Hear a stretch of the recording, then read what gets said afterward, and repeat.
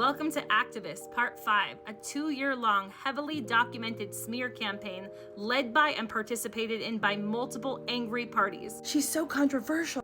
I know. There's this woman from Georgia who is a regular in my live. She is so angry, and every time she's in there, she's asserting all of these things that I'm not saying. No matter what I do, she's repeating back what I've said in the opposite way. She's making videos asserting that I'm talking about these people being kidnapped, when that's not the case at all. Exploiting them to get views for herself. And I don't even know who she is. She's some random lady that is lives alone. When BB comes out with this video, I make a response that does pretty well. There are a lot of people who agree with what I'm saying, and then there are dozens who are incredibly angry.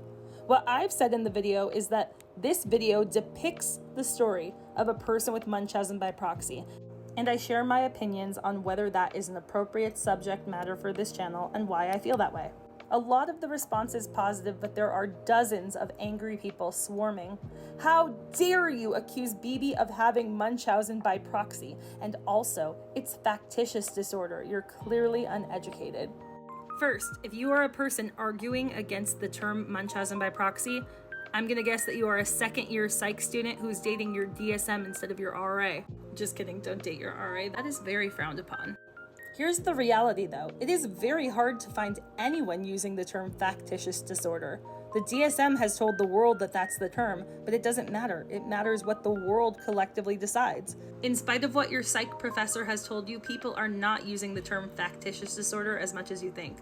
Sorry DSM, you can't win them all. Point 2, the word depict. Yes, this video is depicting a fictional story of a mother poisoning her child under the guise of making her better.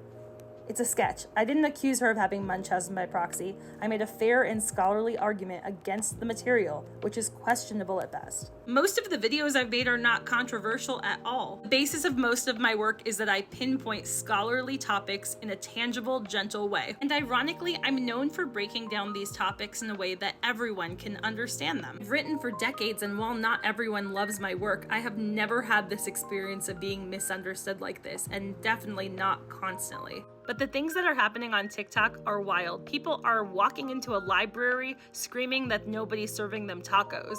So I'm going live regularly at this point, and a lot of people like to jump into the guest box. When you see a TikTok live and there are guests on a panel, do you immediately assume that those are experts who represent the main speaker? Because I would never make that assumption, and people have regularly made that claim of my live, explicitly stating that I presented them with a bunch of experts that I didn't vet. When in reality, I explicitly stated that I work alone on many, many occasions.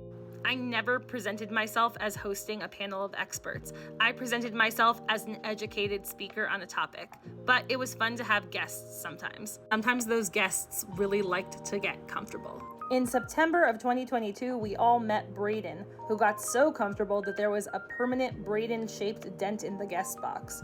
But before Braden became a fixture on the live, he hopped into my private messages where he introduced himself as a person with a criminal justice degree and 2 years of extensive research on what I was talking about. Now, I quickly realized he had zero knowledge on anything going on here, but he still seemed okay and enthusiastic. I really did feel his heart was in the right place.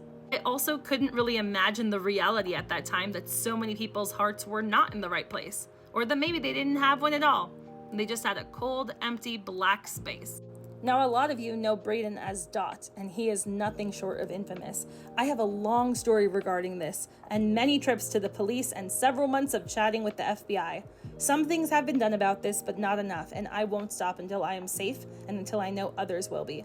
We will discuss this at length in this series, and you'll see the first escapade in either the next part or the one after.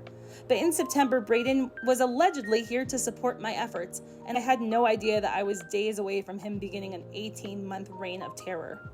My live was really productive around that point. We grew from about 50 a night to 100 to 200 people. I had regulars and I also had haters. The complaints were two opposing things. One was the side of people who said, I don't say enough, and the other was people who said, I said too much. Do you guys understand that those two things cancel each other out? What a lot of people never seemed to understand or respect was that 90% of what was happening was never getting brought up on the live, and it wasn't supposed to be, because I wasn't hosting a true crime space.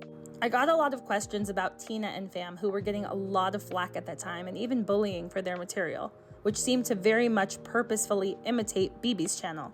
Regardless, it wasn't okay for them to be bullied. I had one stock answer when people brought them up. I said I'm not here to discuss them, and I appreciate that they acknowledge that they are safe and that their channel is for entertainment. I do not see the same red flags as I do in Bebop and BB's channel. All of a sudden, out of nowhere, it felt like a bunch of big Likey creators got the idea that I was after a bunch of people. Now, BB was on Likey, so maybe that's how it happened, but I'm not really sure. All I know is one day I was notified that someone named Stevie was mad, and I was shown this video in real time on my live. Someone made my best friend cry, doo-dah, doo-dah. That someone is gonna die, oh doo-dah day. I was terrified, and also, it was abundantly clear that this was not a teenager, even though he said he was. And this is when I started quietly researching New Kid Official. After nearly a year of research, I sent everything to the National Center for Missing and Exploited Children and the FBI. A few weeks later, Stevie was in jail, and he has been for months. He was a middle-aged repeat S offender, and he was dating a teenager for a year. This was devastating to watch, but the only thing I could do was research it until I had enough that made people listen. I told so many Likey adults, and so did other people, but nobody could hear us. I was terrified that this would get to the point where Stevie would meet his teen girlfriend, and she would not return home.